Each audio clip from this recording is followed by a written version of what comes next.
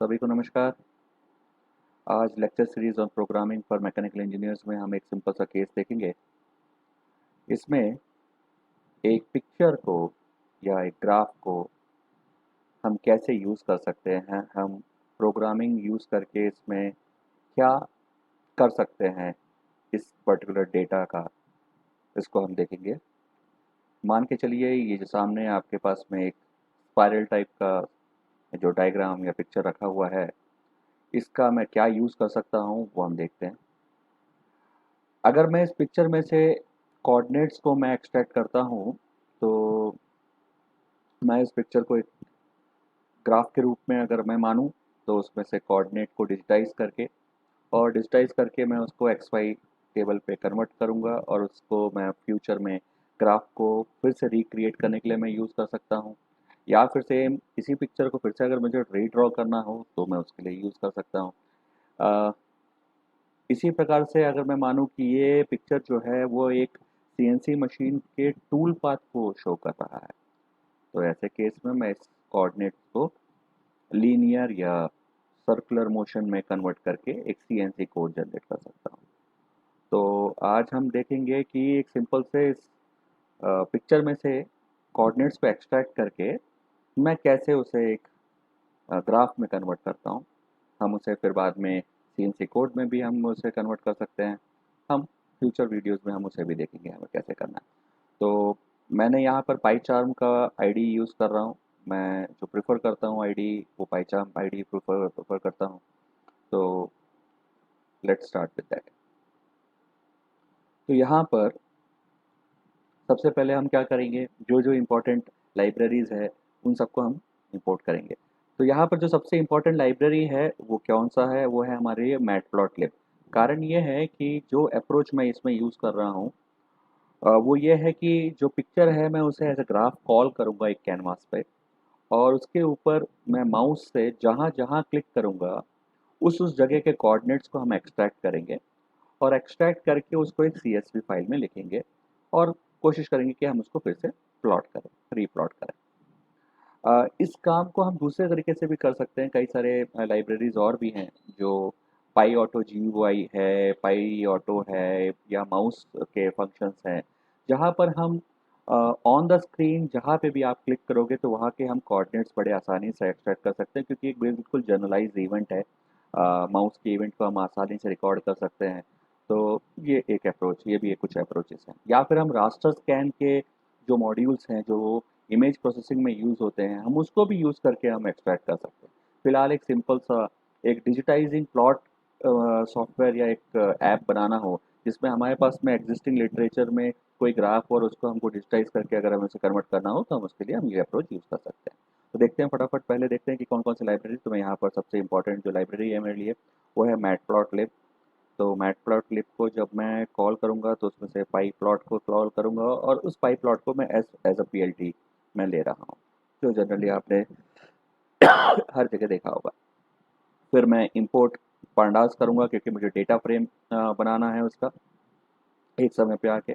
इसी प्रकार से मैं नमपाई को इंपोर्ट करूँगा, क्योंकि नमपाई भी मुझे यूज़ होगा अगर मैं जो मेरे डेटा है उसको मुझे अगर प्रॉपर्ली डेटा फ्रेम में लिखना है, तो मैं नमपाई से होते हुए उसको लिखना ज़्यादा पसंद करूँगा। राइट। इस प्रकार से मैंने यहाँ पे जो तीन मेजर मेरे जो ज़रूरत के मॉड्यूल्स हैं मैंने उसे इंपोर्ट कर लिया। अब सबसे पहला काम है कि मैं जो फाइल मैं ओपन करना चाहता हूँ उसके लिए मैं यूज़र से इनपुट ले लेता हूँ। तो मैं यहाँ पर कमेंट के साथ में हर चीज़ लिखूँगा, तो I will get the name of the file from user. So, like I image 1 is equals to input. Uh, Please give the name of file. So यहाँ पर अपन ने ऐसा लिखा और इसके बाद में हमने स्पेस दिया, डन। अब इस इमेज को मुझे पाई प्लॉट का जो फंक्शन है उससे मैं रीड करूँगा। तो मैं यहाँ पे इमेज 1 में जो वैल्यू आई है उससे मैं उस फाइल को कॉल करूँगा। तो उसके लिए मैं लिखूँगा से मैं उसे भी एक दूसरा नाम लिख लेता हूँ, इमेज सिर्फ इमेज लेता हूँ, इमेज जो मुझे कॉल करना है, image equals to plt.imread, that is image read. आपको फंक्शंस ऑटोमेटिकली मिल जाएंगे, क्योंकि इन आईडीज़ का जो खासियत यही है कि इसमें आप बड़े आसानी से जो उसके इनबिल्ट फंक्शंस हैं वो सामने आपको दिखते रहेंगे प्रोग्रामिंग करते समय। राइट, तो यहाँ पर हमने क्या किया, हमने यहाँ पर इमेज को कॉल कर लिया। तो so image read will use the file name इस तरीके से मैंने लिख लिया। यहाँ हो गया, मैंने इमेज को प्लॉट कर दिया। अब मैं इस इमेज को जब मैं कैनवास में प्लॉट के रूप में, एक फिगर के रूप में मैं कॉल करना चाहता हूँ, तो मुझे उसके लिए उसके फिगर को और उसके सब प्लॉट को, फंक्शंस को मेरे को डिफाइन करना है। तो मैं वही जनरल मेथड आप लोगों ने जो देखा होगा, तो यहाँ पर हम क्या करेंगे, हम इमेज को कॉल करेंगे। Image will be called with axis details and other. Right, इतना काफ़ी है। तो मैं यहाँ पे लिखता हूँ figure comma axis equals to plot dot subplot. यहाँ पे सब प्लॉट फंक्शन आ गया, सब प्लॉट्स और ब्रैकेट। राइट, अब यहाँ पर मैं एक्सिस जो है उसमें आई एम शो, अब मैं शो करने का फंक्शन जो है वो मैं कॉल कर लेता हूँ कि मैं यहाँ पर जो इमेज फाइल है वो इमेज फाइल को मैंने यहाँ पर कॉल कर लिया। दैट्स। तो यहाँ पर मैंने क्या किया कि जो इमेज नाम से जो मैंने फाइल वेरिएबल यहाँ पे क्रिएट किया था यूज़र इनपुट इमेज वन से, उसको मैं शो करने का, उस एक्सिस पे इस इमेज को शो करने का मैंने यहाँ पे कमेंट यहाँ पे लिख देता हूँ, the image will be shown on this defined axis.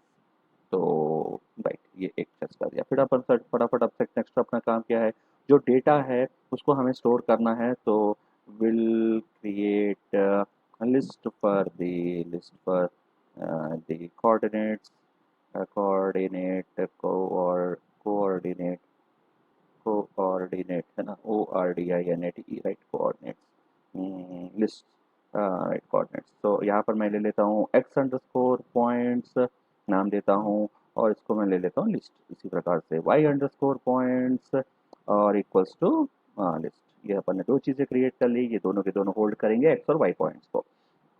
अब मैं एक फंक्शन क्रिएट करूँगा जिस पे जो कि एक्चुअली में मैटप्लॉटलिब का ही माउस हैंडलिंग जो फंक्शंस इनबिल्ट हैं इवेंट नाम से, उसको मैं यहाँ पे यूज़ करूँगा। तो मैं एक सिंपल सा फंक्शन लिखता हूँ, उसका नाम देता हूँ on click, ONCLICK on click, और इसके अंदर कॉल करता हूँ आर्गुमेंट को इवेंट, और ये अपन ने सेमीकोलन लगाया।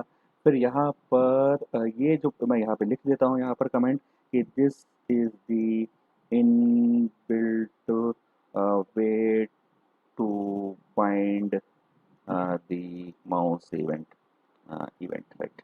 राइट, अब मैं यहाँ पर सबसे इम्पोर्टेंट ये है कि मैं इस फंक्शन में जो भी वेरिएबल्स में या जो भी आर्गुमेंट में दे रहा हूँ या वेरिएबल्स यूज़ कर रहा हूँ उससे ग्लोबल होना ज़रूरी है। तो मैं यहाँ पर इसको एक्स पॉइंट और वाई पॉइंट लेके मैं इसे कॉल करूँगा।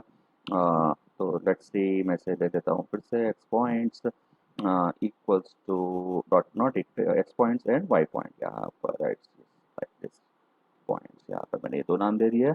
यहाँ पे हमारे पास में दो ग्लोबल वेरिएबल्स हो गए, और यहाँ पर इसी दोनों वेरिएबल्स को यूज़ करके, इन्हीं दोनों वेरिएबल्स को यूज़ करके, यहाँ पे सॉरी मैंने पॉइंट्स बोला था, I should use this, points को यूज़ करके यहाँ पर मैं इसे अपेंड करता हूँ। तो मतलब जब मैं कभी भी माउस को क्लिक करूँगा कैनवास के ऊपर, तो मैं चाहता हूँ कि इवेंट के अंदर जो एक्स डेटा है वो एक्स कोऑर्डिनेट का डेटा है वो आ जाए, और इसी प्रकार से वाई पॉइंट लिस्ट के अंदर जो वाई डेटा है ना, वाई डेटा है वो, वाई कोऑर्डिनेट का डेटा है वो मुझे मिल जाए। तो इसके लिए ये इनबिल्ट फंक्शन है event dot Y data and event dot X data, ये मैटलैब के डॉक्यूमेंटेशन में आपको बड़े आसानी से मिल जाएगा।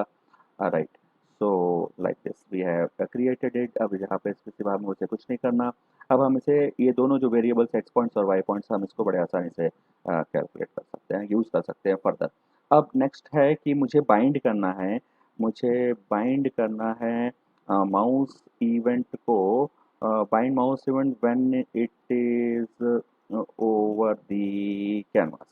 जब वो कैनवास के ऊपर है तभी वो काम करे, कहीं और जगह क्लिक करेंगे तो वो चीज़ नहीं होनी चाहिए। तो फटाफट वो कर लेते हैं। तो यहाँ पर मैं एक वेरिएबल पे फंक्शन को जनरली CID लिखने का एक मेथड रहा है, लोग यूज़ करते हैं जनरली CID का यूज़ करते हैं। ये कोई भी वेरिएबल हो सकता है। तो ये क्लास आइडेंटिफिकेशन होता है। तो इसको हम ले लेते हैं। मैं इसके लिए एक इनबिल्ट फंक्शन यूज़ करता हूँ, fig dot canvas dot MPL underscore fig dot canvas dot MPL underscore CO connect connect bracket में बटन अंडरस्कोर प्रेस इवेंट। ये जनरलाइज वे है इसको डिफाइन करने का। एंड हमने जो फंक्शन बनाया है ऑन क्लिक फंक्शन, वो हमने ले लिया। और ये on click without this thing bracket रहेगा। तो हमने क्या किया, यहाँ पर हमने माउस इवेंट को मैंने बाइंड कर दिया कैनवास के साथ में, जो कि सबसे इम्पॉर्टेंट प्रोसीजर है। आगे जाके अगर मुझे इस जो बाइंडिंग है इसको अगर मुझे बंद करना है, मुझे इसको स्टॉप करना है, तो I should use the same variable CID1। CID1 variable को ही आगे जाके यूज़ करके उसे डिस्कनेक्ट करना है। ओके। अब मैं जो मेरा नेक्स्ट काम है वो ये है कि मैंने अब जो भी जहाँ पे भी मैं क्लिक करूँगा उसके कोऑर्डिनेट्स लेने के बाद में उस पर्टिकुलर कोऑर्डिनेट्स को वो शो करे। तो यहाँ पर मैं सबसे पहले तो प्लॉट को जो मैं यूज़ कर रहा हूँ, मतलब जो इमेज मैंने अभी कॉल किया है उसको मैं शो करूँ, क्योंकि मैंने अभी पूरे कोड में कहीं पे भी जो ग्राफ है या जो पिक्चर है उसको मैंने शो नहीं किया है। यहाँ पर मैंने अब जाके मैं यहाँ पर प्लॉट को शो करूँगा। तो यहाँ पे मैं लिख देता हूँ, here we will show the graph और picture PICTURE for extraction of coordinates, right. बढ़िया। अब यहाँ पर ये आने के बाद में नेक्स्ट हमारा काम है कि मुझे ये चेक करना है कि ये जो मैंने लिखा है वो सही तरीके से काम कर रहा है कि नहीं कर रहा है, ये मुझे चेक करना है। तो मैं क्या कर सकता हूँ, जो मैंने वेरिएबल्स मैंने बनाए हैं ग्लोबल वेरिएबल्स, उसमें डेटा इकट्ठा हुआ है कि नहीं, ये देखना है। तो ग्लोबल वेरिएबल्स में x अंडरस्कोर पॉइंट्स था, y अंडरस्कोर पॉइंट्स था, और मैंने ऊपर x पॉइंट्स और y पॉइंट्स को लिस्ट के रूप में डिफाइन किया हुआ है। तो मैं यहाँ पे देख लेता हूँ, यहाँ पे कहीं कोई गड़बड़ी ना हो। मैंने पॉइंट्स लिखा हुआ है, कहीं नेम वगैरह तो गड़बड़ नहीं है, कहीं स्पेलिंग मिस्टेक तो नहीं है, नहीं है, राइट। चलिए ठीक है, इसको मैं अब सेव कर लेता हूँ। यहाँ तक अपन ने सेव किया। अब मैं सेव करने के बाद में इसको रन करके देखता हूँ। तो let's start with the run. मैं क्लिक करता हूँ, ओके, रन किया। रन करने पे एक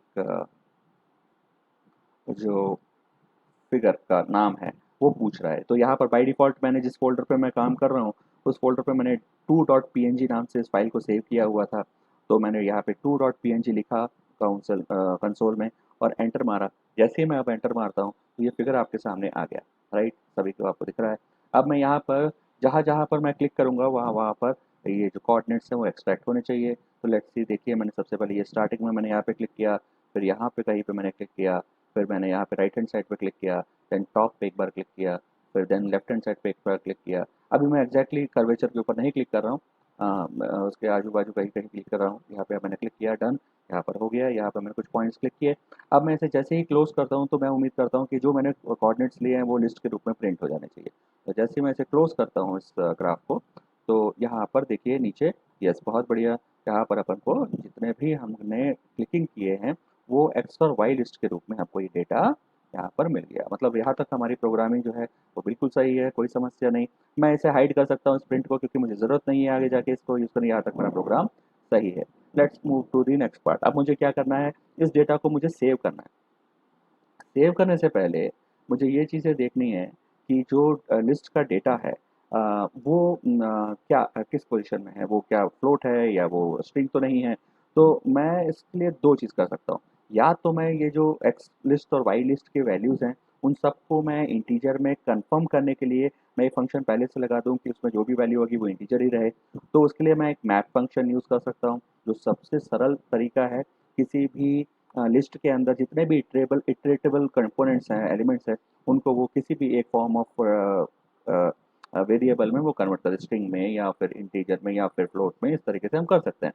तो यहाँ पे मैं जल्दी से लिखता हूँ, x points equals to list फिर ब्रैकेट में मैप, और मैप के अंदर मैं लिखता हूँ ये इंटीजर में कन्वर्ट कर दे और किस चीज़ को कन्वर्ट कर दे, मैं बोलता हूँ कि एक्स पॉइंट्स करके जो डेटा है उसको वो कन्वर्ट कर दे। ठीक है, तो मैं यहाँ पे कमेंट लिख देता हूँ, और the elements will be integer due to map function। इस मैप फंक्शन के कारण ऐसा होगा। इसी प्रकार से वाई पॉइंट्स को भी मैं वापस ले लेता हूँ, फिर उसमें भी यही लिस्ट लगाता हूँ, और फिर मैप और bracket into comma x points, yes sorry not x point, y point, गलत करा, राइट, वाई पॉइंट, बहुत बढ़िया। यहाँ पर हमने क्या किया, पहले हमने इंश्योर कर लिया कि जो भी वैल्यूज़ हैं वो इंटीजर वैल्यूज़ हैं। अब इसे मैं चाहूँ तो जो मैंने अभी ग्राफ मैंने बंद कर दिया, और उसके बाद मैंने उस पे जो कोऑर्डिनेट्स मैंने एक्सट्रैक्ट किए हैं उसी को मैं वापस एक बार देख सकता हूँ कि वो प्लॉट होने पे क्या शो कर रहा है। मौसम बहुत अच्छा है बाहर, लेट इट बी। सो मैं यहाँ पर प्लॉट करता हूँ एक ग्राफ, चेक करता हूँ कि जो मैंने क्लिक किया था वो कैसा शेप आ रहा है उसका। तो P L T dot plot, और प्लॉट करने के बाद में यहाँ पे x coordinates points comma y coordinates underscore points, यह लिख देता हूँ, सेव करता हूँ। इसको अब हम फर्दर और आगे बढ़ेंगे। इसको भी मैं इसके बाद इसको इसमें सेव कर लेता हूँ, किसमें, सी एस वी फाइल में। तो अब यहाँ पर थोड़ा सा डिफरेंट कर रहा हूँ। क्या कर रहा हूँ, पहले मैं एरे क्रिएट करूँगा, उस एरे से एक डेटा फ्रेम क्रिएट करूँगा, और उस डेटा फ्रेम को मैं स्टोर करूँगा एक सी एस वी में। तो सबसे पहले मैं इन पॉइंट्स को एरे में क्रिएट करता हूँ, क्योंकि मैंने नमपाई को एनपी के टाइप नाम से मैंने स्टोर किया हुआ है। तो मैं नाम देता हूँ column underscore 1 equals to N P dot array x points. तो ये कारण क्या है, जिस जो एरे को जब आप कन्वर्ट करते हैं डेटा फ्रेम्स में, तो गड़बड़ी होने की चांसेस काफ़ी हद तक कम हो जाते हैं, क्योंकि काफ़ी जब जिस प्रकार का कन्वर्जन है उसका, उससे डेटा जो है जिस प्रकार से आप लिखना चाहते हैं उसको स्टोर करना चाहते हैं वो उसी तरीके से फॉर्म में होता है। गड़बड़ी होने की चांसेस कम होती है। इवन तक अगर आपको आगे जाके उस किसी प्रकार का उसमें कोई गड़बड़ी है, या कोई कहीं जगह पे खाली रह गया कोई पॉइंट, अगर वो उसमें डेटा मिसिंग है, तो उसको रिप्लेस करना भी हमारे लिए ईज़ी पड़ जाता है, क्योंकि पांडास में काफ़ी सारे फंक्शंस हैं जिससे हम बड़े आसानी से डेटा को सुधार सकते हैं। खैर, यहाँ पे मैंने क्या किया, यहाँ पर मैंने कन्वर्ट कर दिया, आई हैव कन्वर्टेड, या आई हैव लिखने की ज़रूरत नहीं है, converted the list into into A array. और ये जितने पॉइंट्स हैं, अगर मान के चलिए 10 पॉइंट है, तो रो जो होगा 10 रोज हो जाएंगे, और एन क्रॉस वन के एम क्रॉस वन के फॉर्म में, शेप में ये डेटा जो है स्टोर होगा। तो ये एम क्रॉस वन के form, M is will be the number of points we have clicked on the canvas. चलिए ठीक, तो ये दोनों हो गए, मैंने कॉलम नम कॉलम 2 ले लिया, ठीक है, बढ़िया। अब इसको मैं क्या करता हूँ, मैं इसको स्टोर करता हूँ एक डेटा फ्रेम में। तो डेटा फ्रेम को मैं यहाँ पर now we will store the arrays in a data frame and then in a CSV। चलिए बढ़िया, तो देखते हैं कैसे करेंगे। तो सबसे पहले df, ये क्या है, डेटा फ्रेम इक्वल्स टू, हमने लिया डेटा फ्रेम इक्वल्स टू लिया यहाँ पे P D data frame, capital D A T A, capital F R A M E, बहुत बढ़िया, data frame F R A M E, bracket open, curly bracket. यहाँ पर अब हम लिखेंगे जो पर्टिकुलर एक्सेस है, ये जो एक्सेस है कॉलम जो है उसका जो हेडर होगा उसका मैं नाम लिख देता हूँ एक्स एक्सेस, बढ़िया। और उसके बाद में सेमीकोलन, और जो वेरिएबल हमारा है वो दैट इज कॉलम अंडरस्कोर 1 जो हम उसमें लिखना चाहते हैं, कॉमा, फिर नेक्स्ट एक्सेस, नेक्स्ट कॉलम का नाम हम लिखते हैं वाई एक्सेस, बहुत बढ़िया। उसके बाद में सेमीकोलन, और सेमीकोलन लगाने के बाद में इसके बाद सामने हम लिखेंगे कॉलम अंडरस्कोर 2, ठीक है, यह बहुत बढ़िया लिख दिया अपन ने। डेटा फ्रेम बन गया। डेटा फ्रेम बनने के बाद में डेटा फ्रेम में पांडास में जो CSV में लिखने का जो फंक्शन है वो बहुत ही सिंपल सा है, वो है df.to_CSV, और इसमें आप लिख लीजिए कि आप क्या क्या चीज़ें लिखना चाहते हैं। तो आप यहाँ पे लिखना चाहते हैं, नाम देंगे फाइल का, तो मैं यहाँ पे नाम दे देता हूँ कोऑर्डिनेट 1, डॉट CSV। तो पूरा का पूरा एक्सटेंशन के साथ में लिखना ज़रूरी है, ये आप लिखेंगे तभी काम करेगा। और उसके बाद मैं इंडेक्स को यहाँ पर फॉल्स लिख रहा हूँ। इंडेक्स फॉल्स लिखने का मतलब हुआ कि जो रोज़ हैं, रोज़ के नाम नहीं रहेंगे, there will be no name for the rows, you are just going to have the names for the columns. तो ठीक है, यहाँ पे अपन ने कर दिया। तो no rows, row index will be absent, row index will be absent due to this thing. Okay, absent की स्पेलिंग मैंने गलत लिख दी यहाँ पर। चलिए ठीक, तो यहाँ पे मेरा ये दोनों काम हो गया। एक तो मैंने CSV में लिख दिया, उम्मीद करता हूँ कहीं पे कुछ गलत नहीं लिखा है। ब्रैकेट मैंने यहाँ पे क्लोज कर दिया, डन डन डन, ठीक है ओके। चलिए इसको मैं सेव करता हूँ, अब मैं इसे रन करता हूँ। तो यहाँ पे दो चीज़ें होंगी। पहले मैं इसको, सॉरी, पहले मैं इसको stop and rerun, cancel, stop, okay, let it be, okay. अब हम इसको रन करते हैं। एक सेकेंड, आई थिंक ये गड़बड़ी हमने कर दी। यहाँ पे मैंने PLT प्लॉट तो लिख दिया, लेकिन मैंने उसे शो नहीं कर रहा हूँ, तो यहाँ पर ये फॉर्म आएगा ही नहीं। राइट, तो ये हमने कर दिया। राइट, अब अपन चालू करते हैं इसको, रन करते हैं। बहुत बढ़िया, रन किया। रन करने पे पहले फाइल नेम पूछेगा। राइट, यहाँ पे अपन लिखते हैं 2.png, एंटर मारा। एंटर मारने पे ये फाइल आ गई। चलिए ठीक है, अब 1 2 3 4 5 6 7 8 9 10 11 और 12।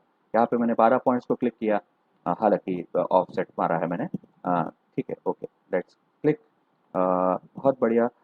यहाँ पर क्या हो गया, आप देख सकते हैं यहाँ पर जो मैंने जिस तरीके से मैंने जिस ग्राफ को ड्रॉ किया था, एग्जैक्टली उस कोऑर्डिनेट को वो फॉलो करते हुए इसमें एक ग्राफ बना दिया। अब आप बोलेंगे सर ये इन्वर्स कंडीशन में है। डेफिनेटली ये इन्वर्स कंडीशन में है। उसका रीज़न बहुत सिंपल सा है। हम जो एक डेस्कटॉप होता है, उसका जो कोऑर्डिनेट होता है वो टॉप बॉटम लेफ्ट कॉर्नर में नहीं होता। उसके कोऑर्डिनेट होते हैं टॉप लेफ्ट कॉर्नर में, टॉप लेफ्ट कॉर्नर में होता है। जबकि हम जब ग्राफ ड्रॉ करते हैं तो उसका जो कोऑर्डिनेट है, उसका जो ओरिजिन है, वो top bottom left, sorry, bottom left corner में है। तो बॉटम लेफ्ट कॉर्नर में होना चाहिए। इसी कारण से अगर आप इसको इन्वर्स करें, आप देखेंगे तो आपको एग्जैक्टली जो डायग्राम हमने ड्रॉ किया था वही डायग्राम आपको मिलेगा। तो ultimately the shape what we have touched, वही शेप आपको यहाँ पे देखने को मिल रहा है। राइट, तो अब हम देखते हैं कि जो हमने कोऑर्डिनेट हमने लिए, हम इसे तो बहुत आसानी से हम इसको सही कर सकते हैं। अगर मैं कोई भी एक एक्सिस को मैं इन्वर्स कर दूं, तो इन्वर्स करने पे बड़े आसानी से मुझको ये मिल जाएगा। अगर मैं इसे सेव करता हूँ, इसे मैं क्रॉस करता हूँ, तो यहाँ पे देखिए अपने पास जो एग्जिट कोड आया है वो 0 आया है, मतलब मेरा जो प्रोग्रामिंग है वो सही है। जो सबमिशन फाइल है वो सब मैंने जो लिखा है वो कोऑर्डिनेट फाइल बन गई है। मैं एक बार चेक कर लेता हूँ कि कोऑर्डिनेट फाइल वाकई बनी कि नहीं बनी। तो मैं यहाँ पे प्रोजेक्ट में क्लिक करता हूँ, तो कोऑर्डिनेट 1 नाम से मैंने सेव किया था, ये डबल क्लिक करता हूँ, तो यहाँ देखिए आप, यहाँ पर जो हमने नाम दिए थे CSV फाइल के एक्स एक्सिस, वाई एक्सिस, और ये 48 61 49 53, ये कॉमा सेपरेटेड फाइल है, और टोटल 13 रोज का डाटा है, जिसमें से 12 रो हमने जो 12 पॉइंट्स क्लिक किए थे। So the thing what we want to do, that is to extract the coordinates out of a graph manually by clicking on the mouse। हम सिंपल माउस क्लिक करने से हमको कोऑर्डिनेट मिल जाएगी। ये हमने काम बड़े आसानी से कर लिया। अब आप इसे चाहें तो इसको फर्दर आप इम्प्रूव करना चाहते हैं, तो आप एक्सिस को जो है इन्वर्स कर लीजिए, लिस्ट को इन्वर्स कर लीजिए, और लिस्ट को इन्वर्स करने के बाद में वाई एक्सिस के वैल्यूज़ को आप इन्वर्स कर लीजिए। और बहुत आप जो आपको अगर व्यूइंग पर्पज़ से अगर आपको डेफिनेटली ये चीज़ चाहिए तो वो आप कर सकते हैं। तो राइट, उम्मीद करता हूँ कि ये आपको प्रोग्रामिंग जो है, ये जो अपन ने किया है, इसको आप फर्दर बहुत सारी अलग-अलग चीज़ों में यूज़ कर सकते हो। एक मेजर चीज़ मैं जो आपको कहना चाहूँगा इसके लिए, इस पर्टिकुलर टाइप ऑफ अप्रोचेस के लिए, इस डेटा को मैं कई तरीके से यूज़ कर सकता हूँ। इस डेटा को, जैसे मैंने बोला, मैं टूल पाथ के लिए यूज़ कर सकता हूँ। इस डेटा को मैं कई सारे बिहेवियर को स्टडी करने के लिए कर सकता हूँ। मैं किसी ग्राफ को ट्रेस करने के लिए यूज़ कर सकता हूँ। राइट, जो अभी मैंने CSV फाइल बनाई है, उस CSV फाइल से मैं एग्जैक्टली वो कोऑर्डिनेट निकाल सकता हूँ जो एक ग्राफ के होंगे, अगर मैं कोई नॉर्मल ग्राफ ड्रॉ करता हूँ, लीनियर हो, सेकंड ऑर्डर कर्व हो, वो चीज़ तो मैं बहुत आसानी से कर ही सकता हूँ और उसको फर्दर प्रोसेस करके मैं एक digitise data of coordinate system of graph में निकाल सकता हूँ। लेकिन मेरा मानना ये है कि अगर आप अगर प्रोग्रामिंग में नए हैं या आप ज़्यादा पाइथन से वाकिफ़ नहीं हैं या बहुत ज़्यादा सी सी प्लस प्लस से वाकिफ़ नहीं हैं, लेकिन आपने कभी प्रोग्रामिंग की है और आपके फंडामेंटल्स, जो लॉजिक फंडामेंटल्स हैं वो सही हैं, तो मेरा मानना ये है कि आज के टाइम पे आप ज़्यादा बेहतर तरीका आपके लिए ये होगा कि आप मॉड्यूलर लेवल पे अपने काम को सीखें और आपकी एग्जैक्टली ज़रूरत क्या है उसको एक पेपर पे लिख लें और उस चीज़ को कवर अप करने के लिए उसको प्रोसीड करने के लिए आपको क्या चीज़, किस प्रकार की कमांड्स आपको मालूम होने चाहिए वो ढूँढें और उसको अपने लॉजिक पे प्लेस करें और उसको रन करके देखें और फिर धीरे-धीरे करके उसको सीखते चलें। That will be the right way to approach, क्योंकि आज की डेट में फंड बिल्कुल ही कोर लेवल के प्रोग्रामिंग करना आजकल काफ़ी हद तक कम हो गया है, क्योंकि इनबिल्ट जो लाइब्रेरीज़ इतने अवेलेबल हैं कि मुझे इतना कुछ भी लिखने की ज़रूरत नहीं है।